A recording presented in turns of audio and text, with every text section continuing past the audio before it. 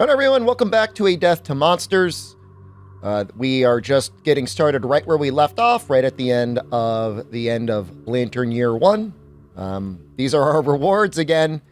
More bones than I would have wanted, more organs than I probably need, not nearly enough hides, but it is what it is. So I'm going to go ahead and get everything cleaned up, and we're going to get started in the beginning of Lantern Year 2, in the beginning of the settlement of Lantern Song. Okay, so we're back. First thing, I've set up the settlement. I've gone ahead and added the Catarium back in here. Second thing, survivors return. They don't automatically get any of their survival back, but they do heal any of their light or heavy wounds. You're going to go ahead and restore back any armor that they lost as well.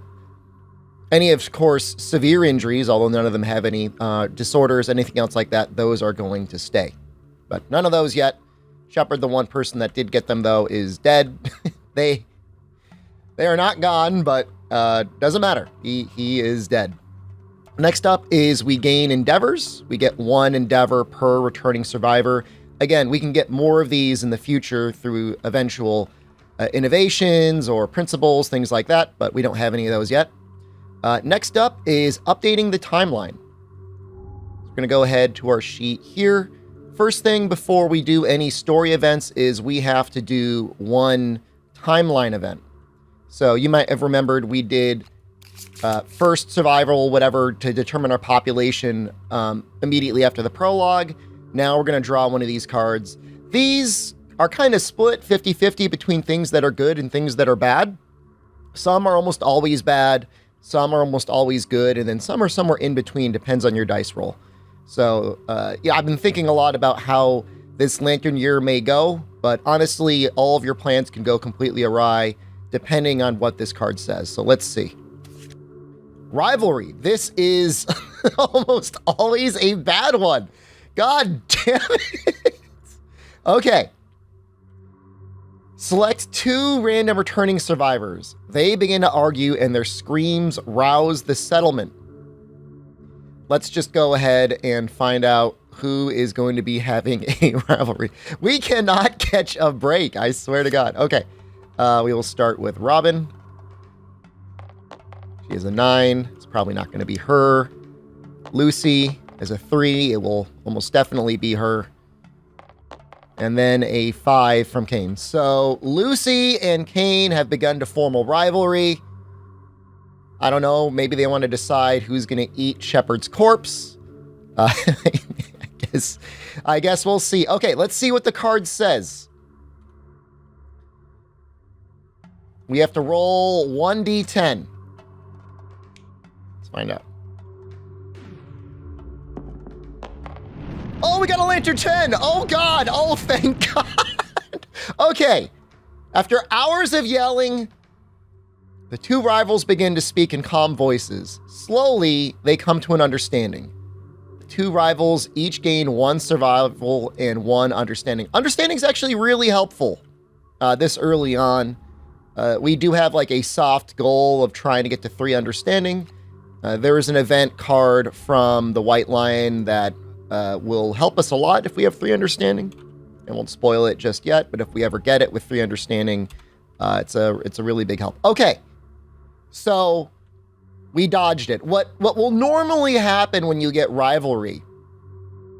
You're most likely to hit this middle option here, and then one of them gives the other one a gaping chest wound, which is what Shepard had, which means they lose 1 strength. And then you add this card back in next year.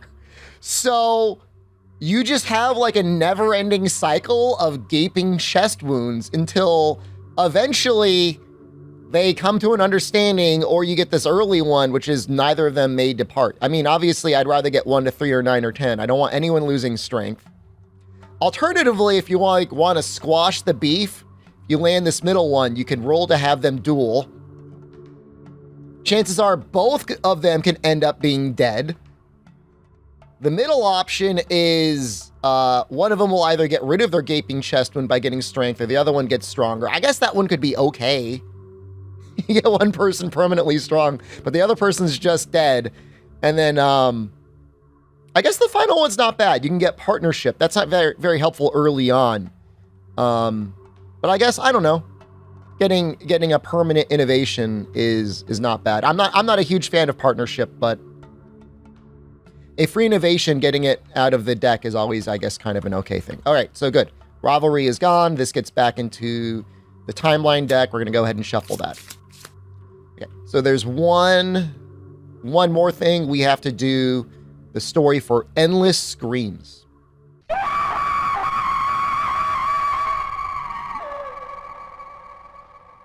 A scream pierces the silence around the settlement. As the noise fades, a chorus of horror rises up in answer. The settlement erupts into chaos, trying to comprehend the source of the terrible wail. You may now hunt the screaming antelope.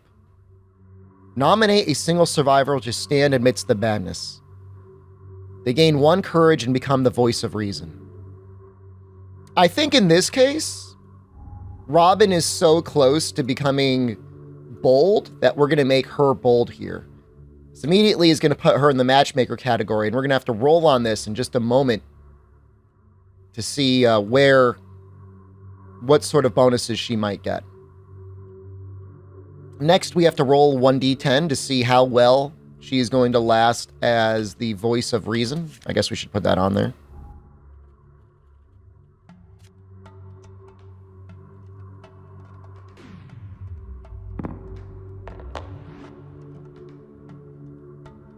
Could have gone worse.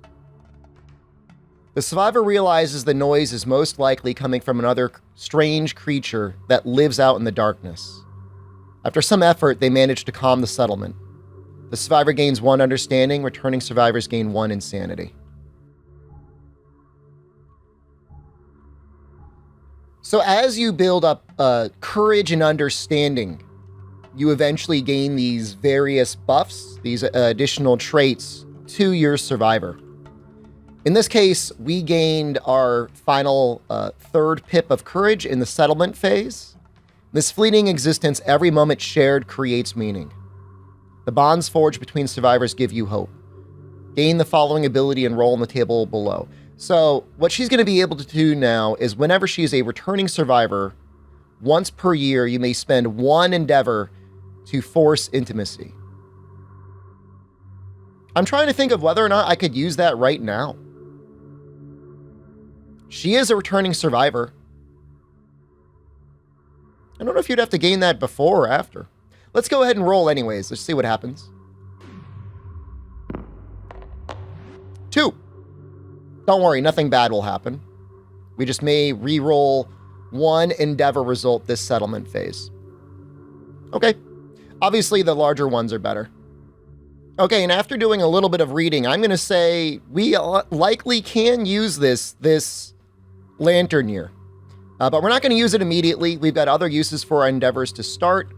As early and as often as possible, I like to use my endeavors to do innovations. There's just so many things in this deck that are so vital for improving our settlement overall. Oh, but before that, hold on. We updated our timeline. We have to update our death count. Shepard, we will appreciate your loss. You could have offered us so much with that 1 point of strength that you offered, but it is now gone. Goodbye, sweet prince. So we'll update our death count. We'll update our population. Just put you down as dead. Which means we will have triggered a milestone event. So the first death is recorded. We're going to be getting principal death.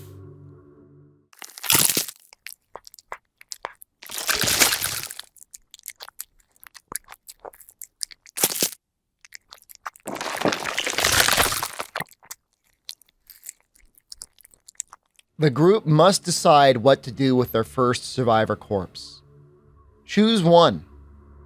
The first harvest or the first grave. You've got 2 choices. And these are an interesting set of cards. As time goes on, hopefully if the civilization continues to go on, the settlement continues to grow, we'll be getting these principles. It's important to realize these principles are not innovations. You actually get a principle by gaining 5 innovations. Make sure not to count these in that count there because you could trigger it too early. First is Cannibalize. Right off the bat, this will increase our survival limit by +1.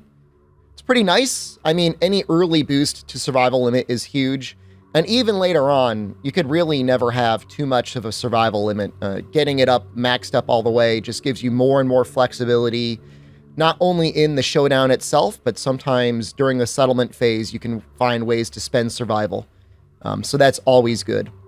When a survivor dies, we get 1 basic resource, and we'll add it to the settlement storage. Those, of course, aren't the monster-specific items, but are instead things like skulls, organs, perfect organs, hides, bones, things like that.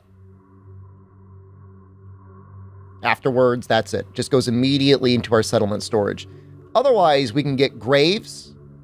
This gives new survivors 1 understanding, so it gives you a little bit of a head start on filling up your understanding. 1 isn't much, but it's also not nothing, so insight is always nice. You always get some sort of a small boost. It's usually not huge, but it's usually helpful. Of course, the white secret is something that is usually only done by very late game, very lucky survivors, and again, there's some nice benefits there as well.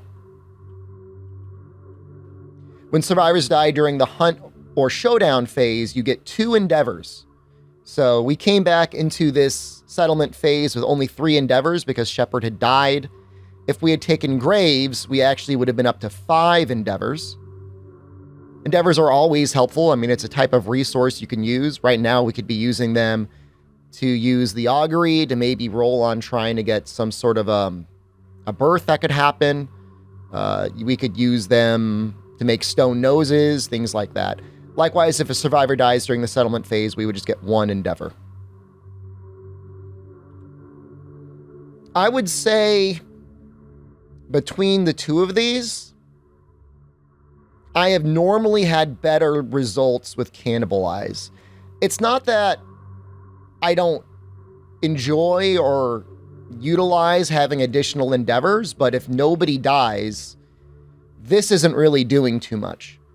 And if I had to decide right now whether I wanted to have a survival limit of +1 or new survivors giving 1 understanding, I'd rather have this one. The only time graves is especially helpful is if you're already going to have a surplus of resources and you're already going to have a lot of people dying during the hunt phase or during the showdown phase. And I'm just not going to plan on losing that much. So we're going to go with Cannibalize.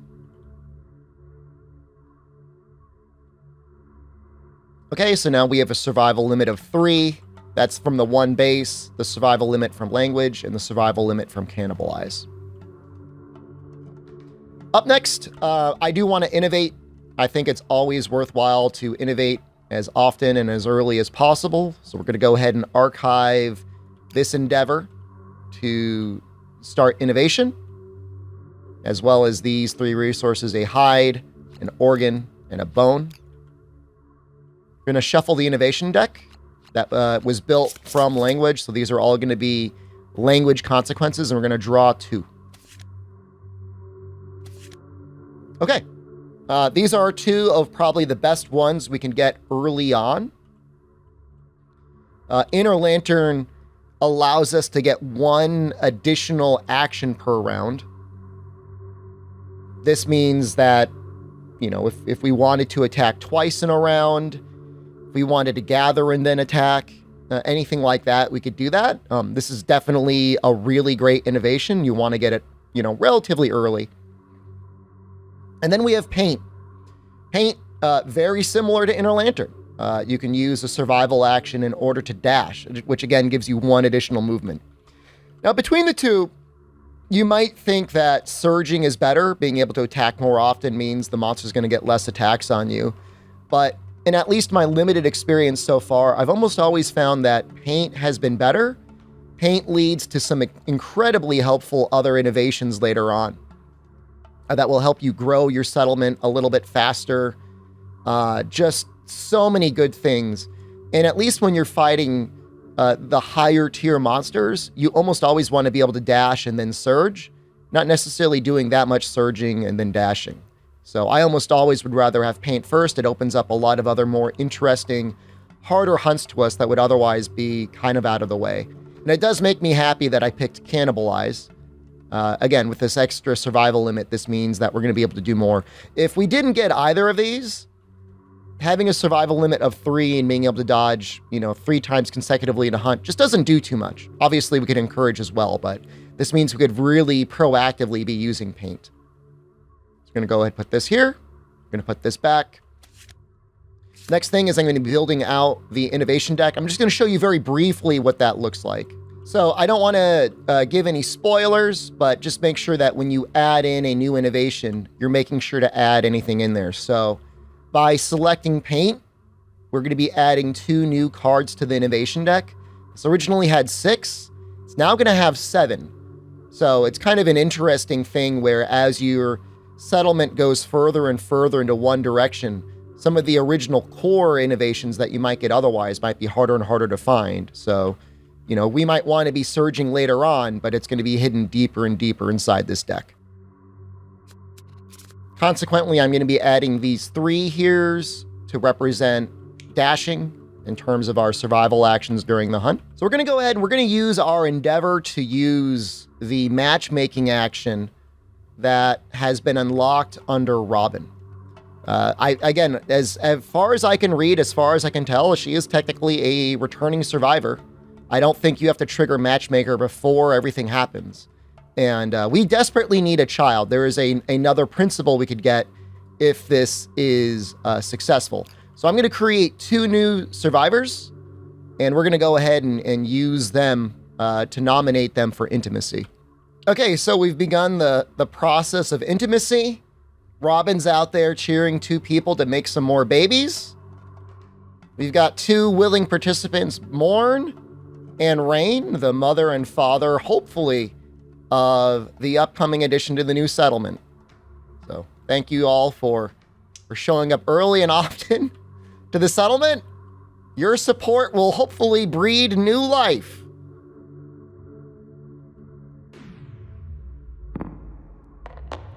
Barely! Oh my god, that was close. So on a 4, a new survivor is brought kicking and screaming into the world. The child's eyes are free of the ink that stained the founders' faces. The settlement gains +1 population. And this does mean that we are going to get the new life principle. So first up, let's update the population here. And then I will grab those new principal cards. So we have a choice now in how we want our society to develop. And this is actually maybe the most important decision you'll make in your entire settlement, because the 2 different paths go into wildly differing directions, at least not until much later on. The first decision is to raise your children without mercy. Without mercy, if you do survival of the fittest, you're going to immediately get a huge power boost. You get an additional survival limit. All current and newborn survivors are going to get 1 strength and 1 evasion, which doesn't seem like a lot, but then basically imagine how our last showdown went. Imagine if our sword performed like an axe, or if our axes performed like clubs, or if our clubs performed like really strong clubs, I guess. It can be amazing. And also, this 1 evasion is huge. I mean, we were dodging a lot because of just the grass. Now I'm add 1 on top of that. And then, of course, we get 1 additional survival limit. Protect the young, you get really nothing. You get nothing other than the main downside of survival of the fittest is when you roll on intimacy, you roll twice and you pick the lowest result. Protect the young, you roll twice and you pick whatever result you want. Sometimes the lower one is better than the higher one. The only saving grace with survival of the fittest, and I think what it might actually be the strongest effect on this card, once per lifetime, A survivor may re-roll a single roll result. They must keep this new result. Now, this will not always save you on the severe death table, but it oftentimes will. It will not always save you on horrible events that you roll from this, but it sometimes will. It's huge. And I would say the fact that we already have paint, which will help us in the long run with having more children more successfully, makes me think that this survival of the fittest is going to be the way that we're going to go. So we are going to raise our children without mercy. The toys are taken from the child and replaced with a cold stone face shard. Training begins immediately. So that means baby albino is immediately going to be getting to work with a stone cold face. And we do get to roll here in terms of what the eventual result will be. Okay, rolled a 5. 5 is the settlement celebrates with a rowdy party filled with tests of strength and triumphant roaring. The parents each gain 1 permanent strength and 2 insanity. They must skip the next hunt to recover. Okay, so let's go ahead and start updating the character sheets with all of these changes. Everyone's going to be getting 1 strength and 1 evasion. We also are all going to have 1 reroll. Okay, here are the resources going into the development part, the later parts of the development phase. We still have 1 endeavor left. We have 4 bones, including 1 perfect bone that we have held over in our resource storage. Got these 2 organs and 1 hide. We did set up the catarium. It's going to show some of the items that I kind of like from the catarium. The first one, if we're ever able to get an eye of the cat, is the cat eye circlet. This means with 1 action, we're able to reveal 3 monster hit locations and put them back in any order. This can be used in a lot of different ways. The first and most obvious one is, of course, trying to bury down the trap card or possibly raise it up to the front, whether or not you just want to clear it out right away or whether or not you want to keep trying to push it down and down and down. Next up is the cat gut bow. Cat gut bow is our first and honestly one of the best bows in the game because it doesn't get saddled with slow. One of the later bows is better, but it is slow. Lets us attack with the same range as the darts, except in this case, we're rolling 2 dice rather than 1 at a 7+. And it's got 3 strength, which is about the same as the darts, but again, you're going to be shooting twice. You could, of course, aim to reduce the speed of it and get a little bit more accuracy. Fun part about the bow is you can also make an arrow. Arrows, of course, can only be used in your bow to activate this, but notably, it is not a bow. So even if you wound the monster with this, it will not give you bow proficiency until you wound with the bow. We'll talk a little bit about weapon proficiency soon. If you hit the monster with this arrow, though, they get -1 evasion token, which has the side benefit of just really speeding up the rounds. You know, theoretically, the monster's going to get less attacks off because you'll be hitting more of your attacks. Now, you still have to wound, so if your strength is low, maybe this won't matter as much. But in general, it will cause the matches to go over quite a bit faster. It pairs pretty nicely, I think, with slower weapons. You know, if you're only rolling 1 die at a time, you really want to make sure those hits count. So suddenly, the darts that were bad, you know, if you hit 2 or 3 clawhead arrows, are actually not terribly bad weapons if you're going to try and kite the monster around. Last up is the Lion Beast Katar. This has Deadly. It's the same sort of ability that you get with Fist and Teeth, so it increases your luck range. So rather than hitting critical spots on a 10 only, you can hit them on a 9 or 10. I think these are great. I think these are great if you make them early on, and especially if you're going to be fighting a lot of the White Lion at level 1. If there were ever a time to make this, this would probably be the time to make it. My only issue with Katars is I'm not a huge fan of them in the long run. At least in the base game, there's just really not that much of a development for Katars. Their only other ability is to be paired, so I could eventually roll even more dice. Problem being is they're only ever going to really have these 3 strength unless we end up making the White Lion set, which I'm not going to get into huge detail with, but it's generally not that good. And I guess this is as good of a time as any to talk a little bit about weapon proficiency and how these sort of things kind of work together. So I talked a lot earlier about how I really love axes. The axe proficiency early on is almost always nice. When you're fighting things early, especially the White Lion, There's a lot of failure reactions that cause you to take damage. An axe weapon proficiency means that if you're attacking a, wound failure location, you have the ability to re-roll that attack. So it gives you one more chance at not taking damage. Clubs are almost even better, assuming you land a perfect hit, which is a Lantern 10 or sometimes a 9. You could double your wound attempt total in the first selected location. So whereas this lets you re-roll once, this means if you do land a perfect hit, you're almost never going to fail anyway. Fist and Tooth is amazing. It's really, really hard to get, but it basically gives you the ability to automatically stand up once per round. This is huge. Later on, things are going to be knocking us down more and more, so free stand-ups are always good. Qatar's not bad. Qatar means you don't have to worry as much about getting a negative reaction out of a monster, and sometimes they just react anyways. But the problem is you want to wound the monster. Axes help us wound the monster. Clubs help us wound the monster. Qatars just mean like, oh, okay, well, nothing happened. To me, that's just not as beneficial. Of course, once you get these things up to mastery, they get better abilities, and then everybody gets the base weapon proficiency. But the reality is I'm not going to be having too many people running around with Qatars. I will very likely have a lot of people with axes, and I'll probably have at least one person still with club. Everyone benefits from Fist and Tooth. Okay, I've done a little bit of pondering, and I think this is where we're going to land on with our development for the current resources we have. First up, we're going to use the Endeavor on Stone Noses. While we do have a reroll in terms of trying to get maybe an understanding or a survival, I really don't want to roll an intimacy until we have some way of making the intimacy rolls end up being better. And while I would love to get the +1 understanding, I don't know if we're at the point yet where I want to start giving up resources for that. This will instead, again, just give us more insanity and more survival on one person. We're going to use the white fur to finish the rawhide vest. Rawhide vest is going to make it so that whoever ends up with a rawhide headband can actually use its ability. The ability here is, of course, allowing us to see what's on the AI deck, giving us a little bit more control and determination over what exactly the white lion will do or whatever we're fighting will do.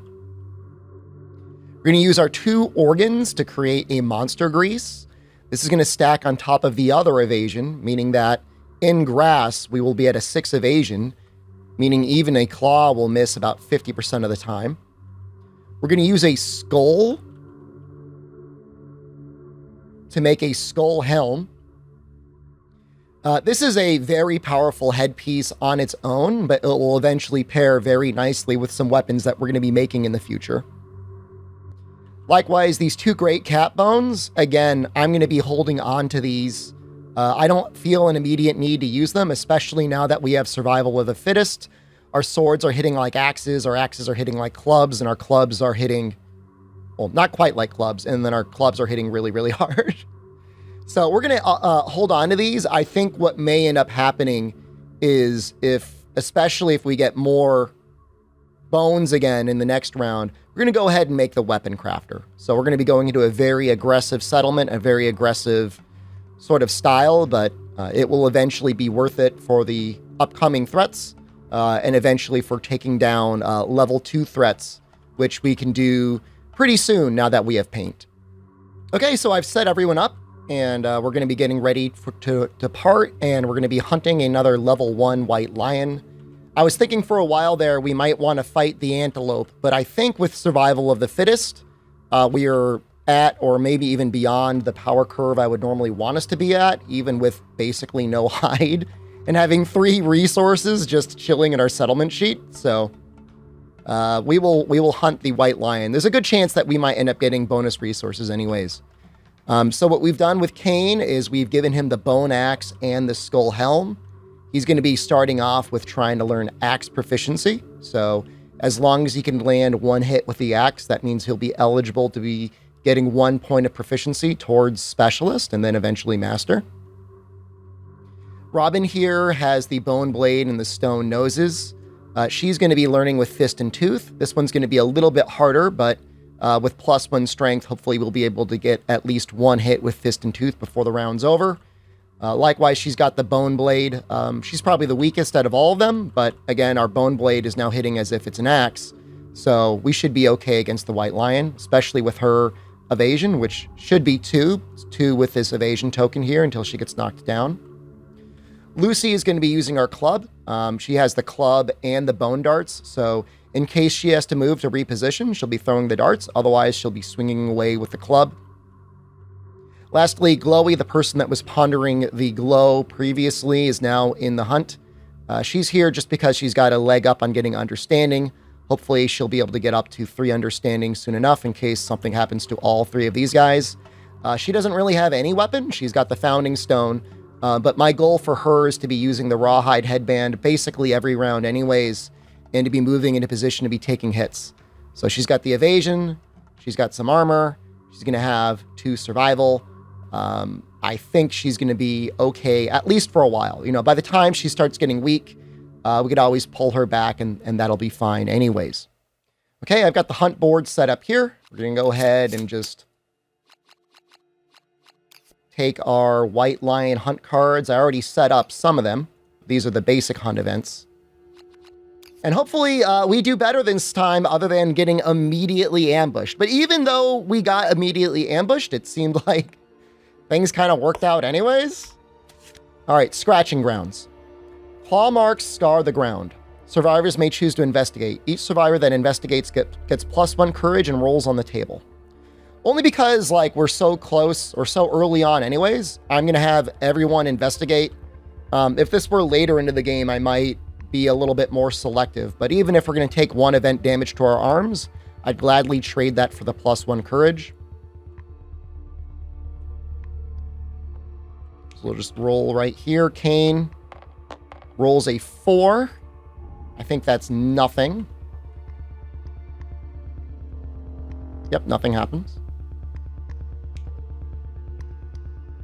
Robin rolls a Lantern 10. She gets her 1 courage.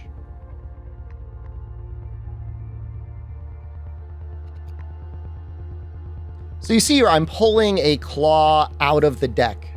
This does 2 things. Of course, we get it now. Hopefully, we'll get it no matter what. But it does mean that once we defeat the White Lion, there's 1 less claw in this deck for us to pull from, meaning we might get a little bit closer to getting some hide finally. Lucy's going to roll. Lucy rolls a 7. I think that's not enough. Nothing happens, but she does get her 1 courage. And then Glowy's going to roll. Glowy rolled a 9. So again, that's 1 courage and another claw. So again, that's great. It's great to mill the deck down just to get us closer towards getting resources we would rather have other than just these claws. Because we have enough. But again, this is only reaffirming my idea that we should be going for weapons because we have so many bone. We've got so much. It's never ending. Okay, let's go to the next event. Okay, Aromatic Breeze. Hungry Lion sniffs the survivor's musk on the wind. Move the White Lion 1 space towards the survivors. I'm okay with this. Again, some hunt events are very good. Many of them are very bad. In either case, though, I think we are obligated to roll 1 random hunt event. Okay.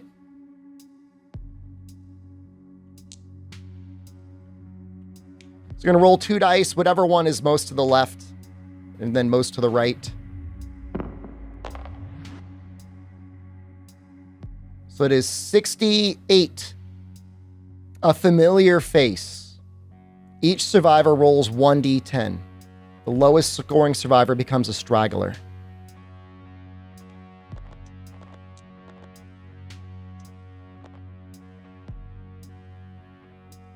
Okay. Lucy and Glowy are both stragglers. While examining the stone faces underfoot, the stragglers recognize the face of a fallen friend. Shepherd, no! Bittersweet memories reduce them to tears, reduce their insanity to 0, and they gain 1 understanding. A lot of insanity to lose for Lucy. Pretty much nothing for Glowy. They're both close to beginning some level of understanding. Okay, and with that, we are ready to approach the White Lion. So we're going to be beginning the Showdown phase now. Okay, so interesting setup. Of course, we always have our Tall Grasp when we're fighting the White Lion. We do have an Ore Vein here. This is an excellent, I mean, it's always a good card to find. It gives us the opportunity to find Iron. Iron is not going to do anything for us in the short term, but in the long term, it's a really vital resource to start stocking up on. Pretty much all of the late game crafting requires iron. And 3 stone columns. This is the first time we've seen something like this. Some of these terrain cards give us the ability to hide behind them. So it's an obstacle, it's impassable. We cannot normally run through the column. So there's a lot of cards from the White Lion that say facing or field of view. Facing, obstacles don't do anything. If Robin were here and the White Lion had a targeting card, facing would put us right there. However, if it were within field of view, any survivor that's behind an obstacle is not considered within the field of view for targeting purposes.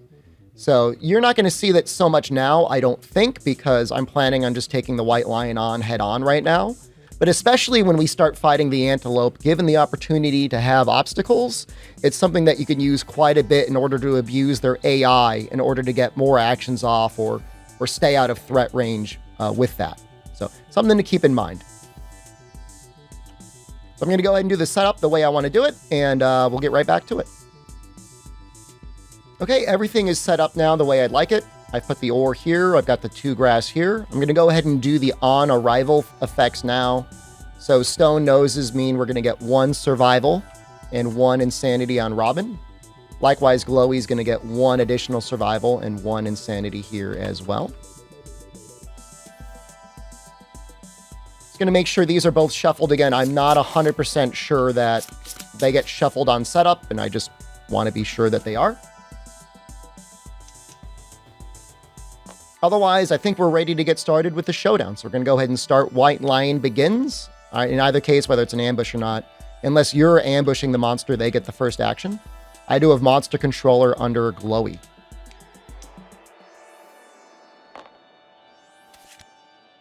So first action is a good one. Closest threat facing in range. These are all facing. They're all in range. I'm allowed to choose who I'm going to attack. I'm going to choose Glowy. We're going to go ahead and give her the 1 insanity as a result of choosing herself. And then the White Lion is going to roll 2 dice. Now, she's in the grass. She has 2 evasion. So these are going to hit on a 6+.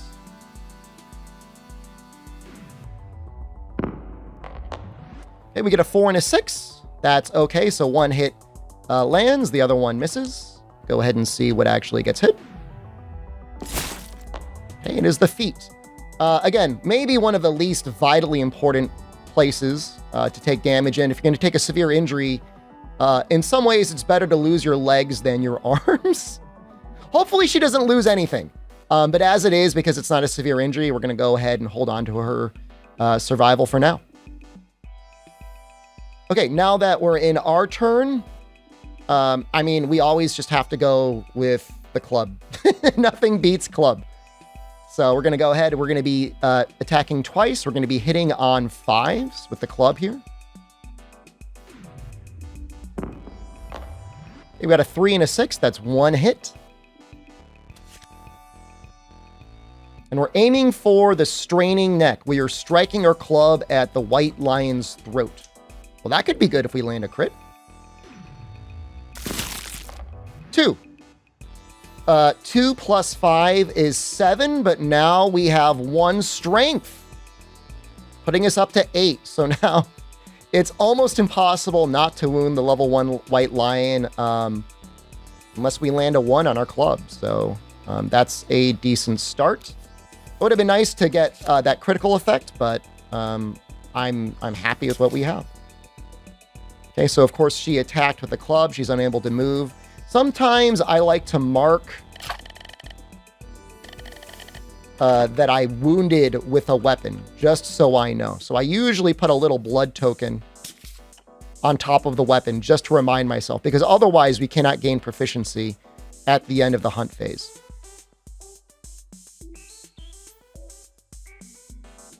That's Lucy there. 1, 2, 3, 4, 5. I could move Robin behind into the blind spot. Because she doesn't have any armor, I might. 1, 2, 3, 4, 5. I'm going to be having her attack. You know what? Let's have her attack with Fist and Teeth. She's going to be hitting on a 7 and wounding on a 7. It's a little dangerous. No, never mind. I take it back. We're going to attack with the Bone Blade. We'll save Fist and Teeth until we're almost out of the AI deck. I think that's the right idea. So these are going to be hitting on a 5. Okay, we got a 5 and a 2. That means 1 hit. And we're going to be attacking the Glorious Mane. Now I kind of wish I attacked with Fist and Teeth, although I guess they would have missed anyways. So we can only get an effect here if we crit. So only on a Lantern 10 will this count. It is not. Better than a failure. Next up is Kane. We're going to attack, and then, assuming everything goes okay, we'll probably scamper into the grass. So he's going to be attacking with his bone axe.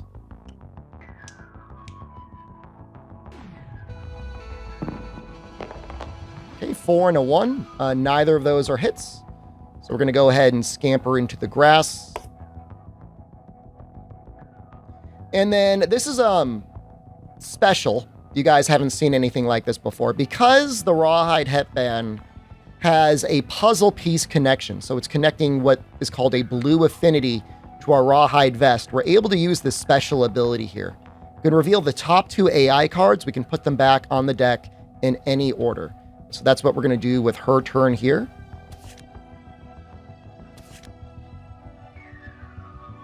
So we have Size Up, Random Threat, and Field of View. We'll do an Intimidate. Target would suffer 1 brain damage. Well, we've got a lot of brain damage to go through. Except for on Lucy. But even then, it's not that bad. Versus Chomp. Which is 1 attack. If it lands, it always attacks the head location. So I could choose to target myself with Chomp. Probably evade. Even if we didn't evade, it would only be 1 damage to our head. Normally you want to get rid of Chomp. You don't want severe injuries to the head, but I feel like with our evasion, we've got a pretty good chance of just evading that. I don't really want anybody to get knocked down. If Robin or Lucy got knocked down, they would lose their evasion token. And I don't like that. So this is a little strange. I normally would not immediately choose Chomp, but I think that is what we're going to do. This way, everybody stays in position. Nobody gets knocked down. If somebody gets knocked down, I'd want to use an survival to pick them up anyways. As it is, there's a chance Chomp will do nothing. So I'm going to go ahead and move the monster control over to Kane. We're going to pick the 1 card. We already know what it's going to be. We are going to be having him continue to target Glowy here. And we're going to roll 1 dice. This is going to be hitting again on a 2 plus 4 is 6 plus. 50% chance. He rolls a 2. So that is a miss. So that gambit worked out well. Second verse, same as the first. Definitely going to go ahead with Lucy again. Go in with the club. We'll be hitting again on a 5 plus. Got a Lantern 10 and a 5.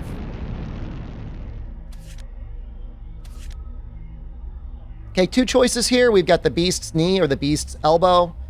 Always want to go for the ability that does not have the failure condition to start. Wounds on everything other than a 2. It's a 7, so that is a wound.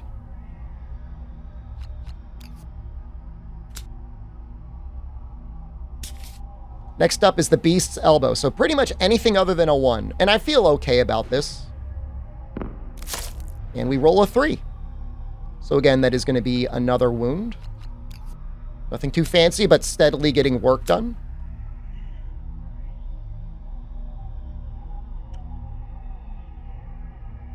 Next up, we're going to... I guess we'll attack with Lucy.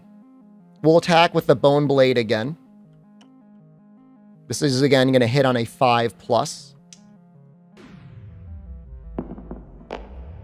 Okay, we'd hit 6 and a 10. Those 2 hit locations. We have 2 failure options here. If I'm going to fail either of them, I guess I'm okay with taking a basic action. If we do crit here, it'll get knocked down and this failure won't matter anyways. So we wound here on a 5+, right? 3 minus 8 is 5. So we have to roll a 5 on this one. We roll a 2. So we fail. White Lion is going to turn around. He's going to attack us twice with Claw.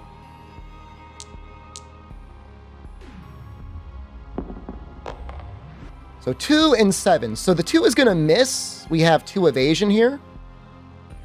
1 + 1. So we'd have to hit on a 4, but the 7 does hit. And that goes to the head. That's scary. That's bad. So we cannot use survival actions if we're the aggressors here. We have no head armor. She's immediately going to be taking a heavy hit to her head, which does mean she's going to fall down. Knocked down, we cancel any remaining attacks. So this is going to go away, and that's her round. Well, that's the way it goes. That does mean, though, that Kane still gets an opportunity to move in. And I think he will, and he's going to attack with his axe.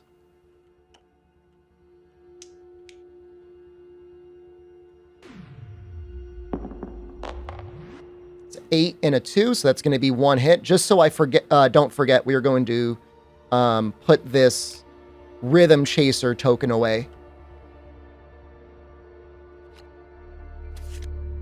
Okay, Beast's Paw. Failure is really, really, really, really, really bad. +2 damage would again be almost guaranteed damage somewhere on the body.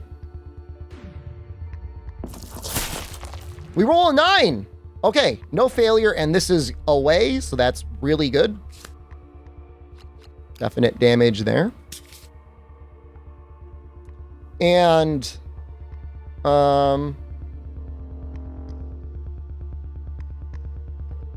trying to think, I guess we will use, I don't know how many cards are left in here. Okay, we have at least 2 AI cards left. We will use the Rawhide Headband. We will use it.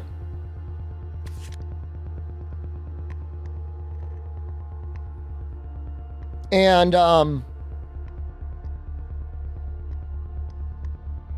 this is interesting. So Power Swat is only 1 chance. Basically, if we roll Power Swat here, we're guaranteed to want to use 1 survival in order to dodge the damage. Whereas Bat Around, it's going to be Lucy either way. Lucy doesn't have a lot of brain damage that she really wants to take right now. I think we'll choose Power Swat because there's a very, very small chance that she will dodge it. And even if she doesn't, we can just use 1 survival to get out of there. Versus Bat Around, where, I don't know. It would put her really close to being in range of taking brain damage.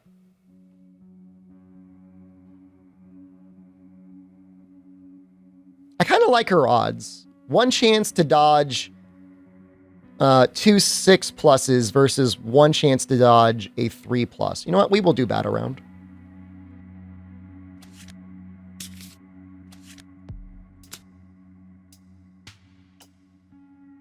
Okay, we're going to go ahead and move Monster Controller over. We're going to pull the card that we already know that's going to be grabbed. It's Battle Round.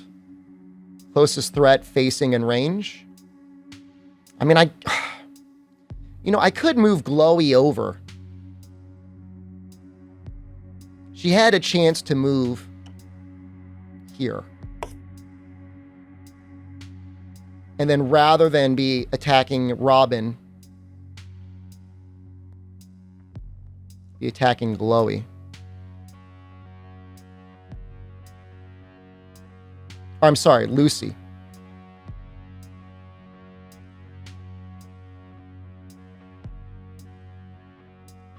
We'll keep it like this.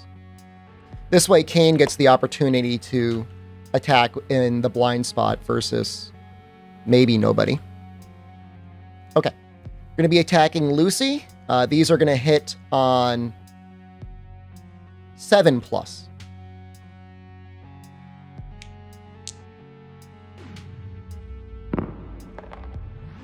Okay, they both hit. That's unfortunate.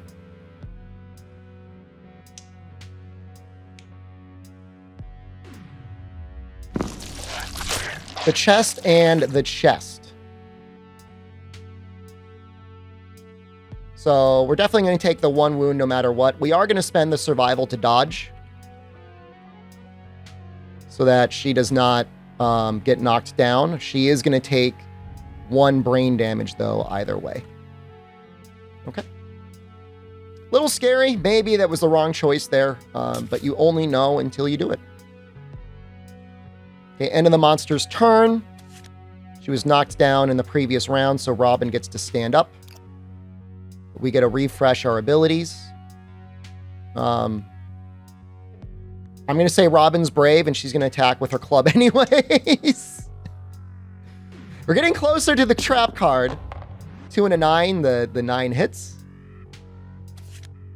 We're going for the fuzzy groin. Swinging our club right at his nuts. We roll an 8. That is a wound. Club still doing massively consistent damage here. This is really amazing. Next up, I think we're going to have Kane attack while we're in the blind spot still. Let's make sure I refresh these actions here.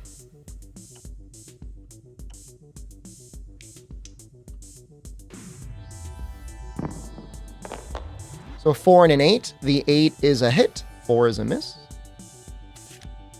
Beast's Brow. So on a wound, we're going to take 1 brain damage and a basic attack.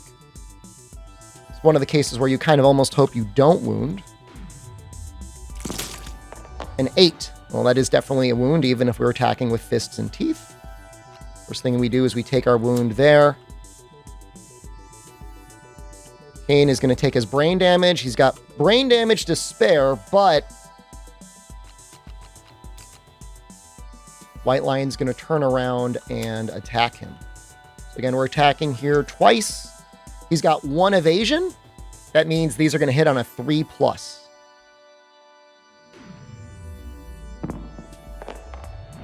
Okay, the 1 is a miss. The Lantern 10, of course, is always a hit. That's really not bad. And he takes 1 hit to the waist, which is fine because we've got armor there. So waist injuries are normally not terrible. Kind of worked out. Okay. We have a chance now with Robin to attack. Yeah, I mean, I think I'm just going to keep going in with the Bone Blade. I do... Oh, and Kane got his damage there, didn't he? So let's make sure that we mark this for his proficiency.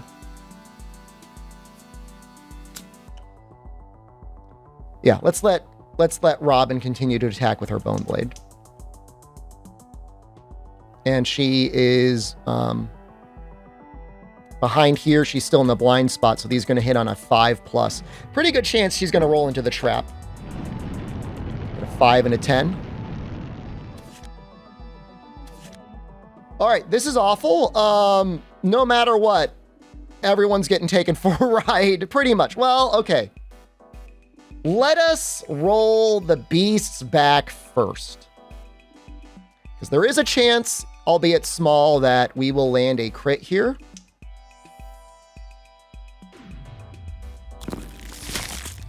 We roll a 6. 6 plus 3 is 9. That is enough for a wound. And now we will roll on the tail.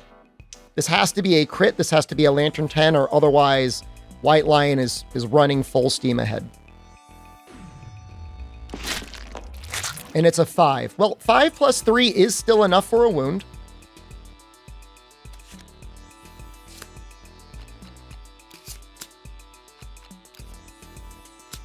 But what happens now is White Lion is going to move his full movement. 1, 2, 3, 4, 5, 6. Kane is taken forward. He gets knocked down. Loey's taken forward. She gets knocked down.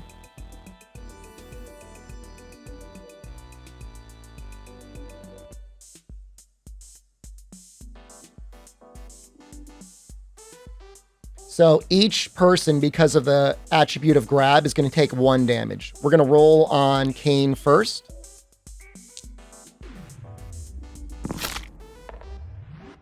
Kane is going to take damage to the head, which is fine. He's got a ton of armor there. And then Glowy's going to take 1 damage. Glowy's going to take damage to the chest. Which is fine. She has armor there as well. So, Glowy cannot attack while knocked down. I'm not going to be too worried about her rolling on the AI. We already kind of have a good idea of what's in here. These cards that are in the AI are things that have already happened before anyways. So I think we're just going to end our turn. In all likelihood, I'm going to be able to target her. She's in the grass. She's got 2 evasion. She still has survival to dodge. So worst case scenario, she would have to get hit twice in the legs in order for her to take a severe wound. And I think I'm okay with that. So we're going to end our turn. We're going to pass the monster controller over to Lucy. Going to make sure these are shuffled, and we're going to draw whatever action the White Lion does. White Lion is going to do bat around, closest threat facing in range. We are going to be targeting Glowy here. She's in the grass. So 2 plus 2 is 4. White Lion attacks twice. He is hitting on a 9 plus. Well, he hit 1. Let's see where this attack is going. To the legs. Okay. This wouldn't be incredibly dangerous. Again, this is just a heavy wound, but we're getting close to the end, so I'm going to go ahead and use my survival to dodge anyways. This way, she doesn't take any brain damage. She can hold on to the insanity that she has.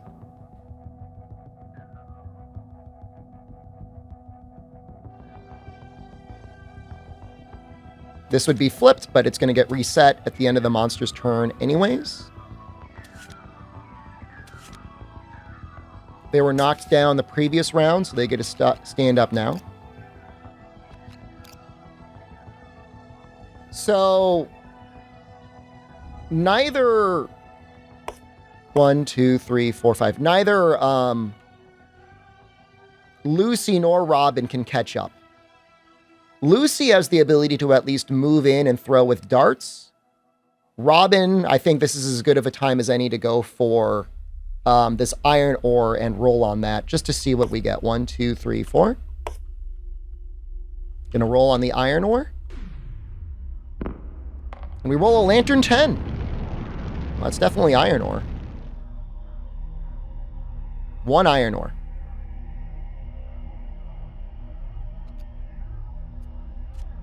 So this will be a little treat for later. Again, we will not be using this for quite a while, but it's still nice to start building up some reserves for now.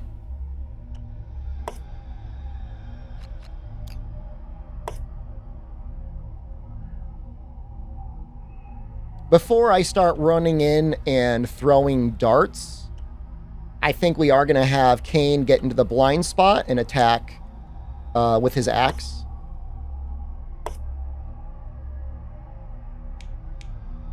So he's going to be attacking. He's going to be landing on a 5+. 2 and a 7. That's 1 hit. Good chance we're rolling into the trap soon. Still haven't gotten there yet, somehow. Beast's Femur.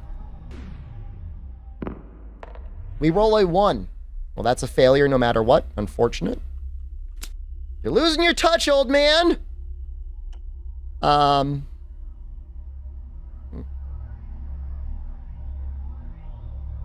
going to have Lucy stop short in the grass and have her attack with the darts, just in case we trigger a trap card and she lands on it and she gets attacked. Unlikely that she'll hit. She has to hit a 7+. She rolled a 6, so that's just a miss anyways.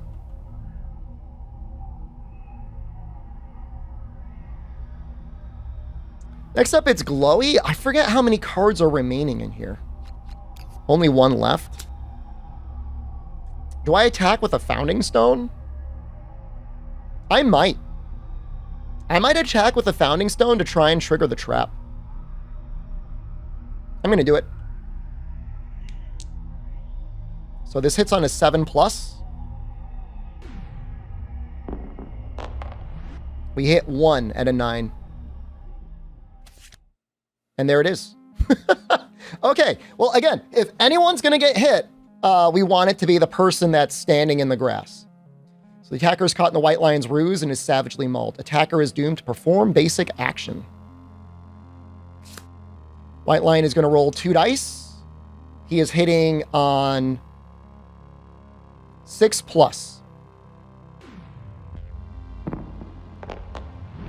So he lands 1 hit here.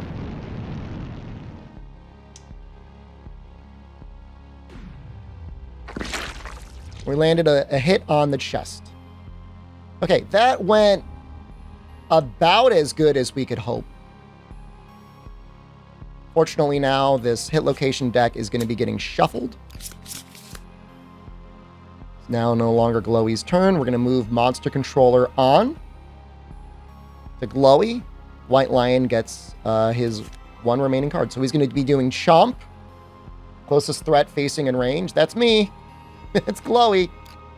Gets to roll 1 dice, again hitting on a 6+, targeting the head. And it's a 3, so that's another miss.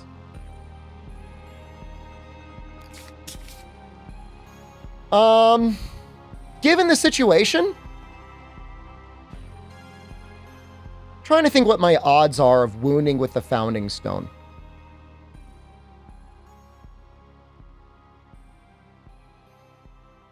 One plus 1, 2. I wound on a 6+. It's a 50-50 shot. It's a less than 50% chance of even landing a hit, but when I do, it's 1 hit. I just don't think we're going to be using the Rawhide Headband anymore, and with the +1 strength, it's almost worth attacking with the Founding Stone to start. It's a little unconventional. You know what? It's too dangerous. I think for her turn, we're just going to move her out of the way. We'll have Kane start attacking with the axe. He's hitting on a 5+. He hit 2 hits. We got the groin and we got the glorious mane. Start with the glorious mane.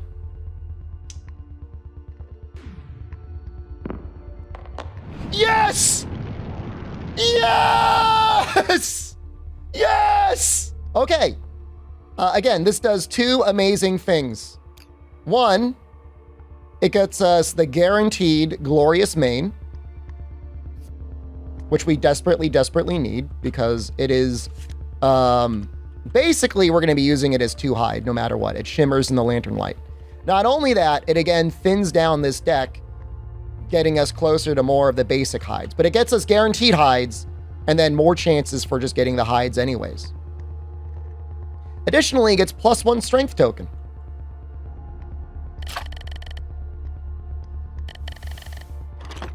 So he's now even easier for him to wound. Not that he was having a hard time wounding before, but he's at 2 strength. 2 plus 5. Sorry, 2 plus 3 is 5. We wound on a 3 plus. It's nice. That's a good one. All right. Aiming for the groin. Oh, and... Oh, wait, hold. That's impervious. Okay, he does not take a wound there. Get those nuts! Get those nuts! All right. Don't get greedy. Okay, well, in any case, that is a wound.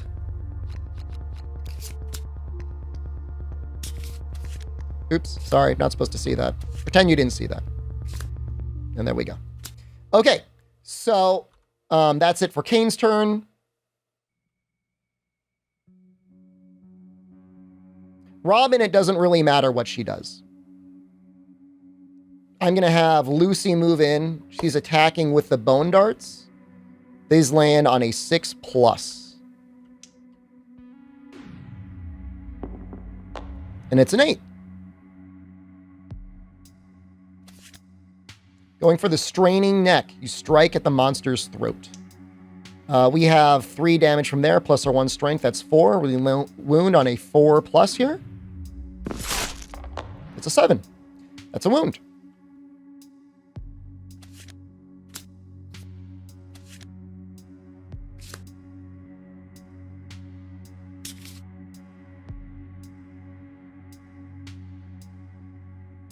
So now the wound deck is empty. I'm going to move Robin in.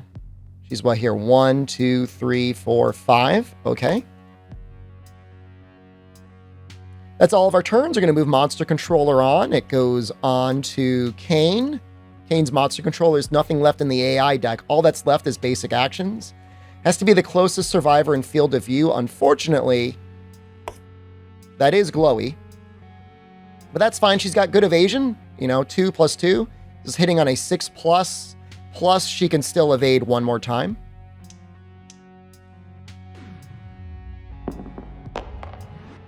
Two and a 5. Neither of those hit. Those are both misses.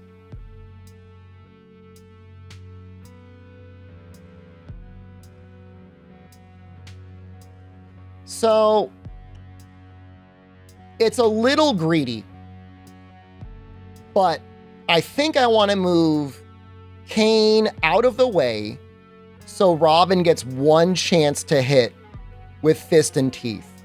Just as 1 Hail Mary chance of beginning our proficiency early on. I'm only going to do it for 1 turn, I think.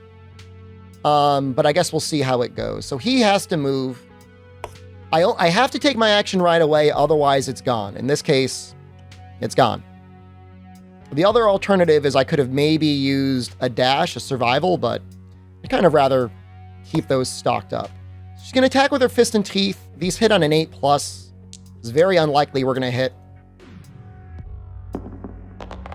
a 3 and a 4. So those are both misses.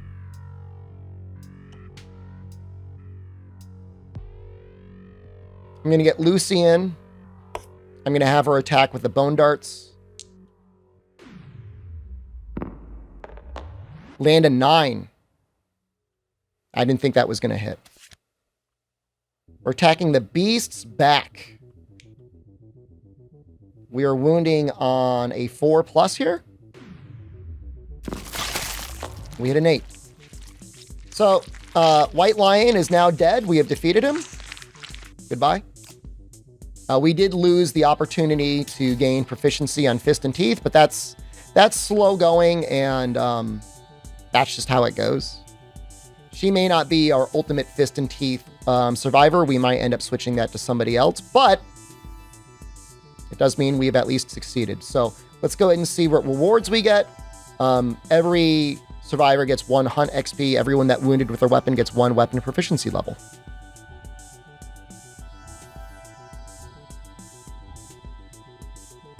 Okay, far better outcome this time. We're going to get 4 basic resources and 4 White Lion resources.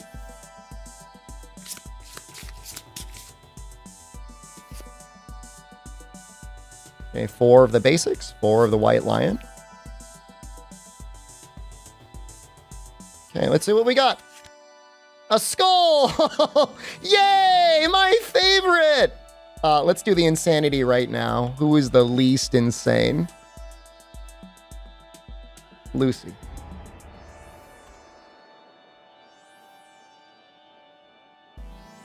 Okay, this is a good one. We have no idea what monster bit this is. It can be used as bone, organ, and hide. You can't really get much better than that. Monster hide, amazing. Monster hide, yes, amazing! We can make a full set now. Okay, go back to the normal things. White fur, pretty nice. Lion claw, man, what are the odds? I guess we got all the lion claws out of there. Great cat bones. Old reliable. Can't beat great cat bones. Trusty cat bones. And some more white fur. Okay, this is actually really good. We could definitely make a full set of raw hide armor. That's going to make somebody insanely tanky. Additionally, alternatively, well, we don't have a lot of organs. In terms of innovation, which we are always going to do, this is what we would need to use if we're going to innovate next round, and I think we are. That means we might be fighting a screaming antelope soon. There's a very good chance that that might happen. Okay, so I might call it here for now. This recording session went quite a bit longer than I thought it would. Hopefully you enjoyed the hunt.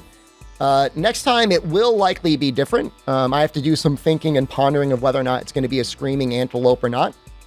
Let me know if in the future you think I need to show the entirety of level 1 white lion fights again. I could always do those on my own time and breeze through it. I feel like you might lose something if something important, somebody die happens. Or if you want to keep seeing these in their entirety. I don't really mind either way. Again, thank you all so much for watching. I appreciate your support on this channel. It is brand new. You are some of the founding settlement survivors for making this channel survive, and I appreciate you all so very much. Okay, I love you all. Until next time.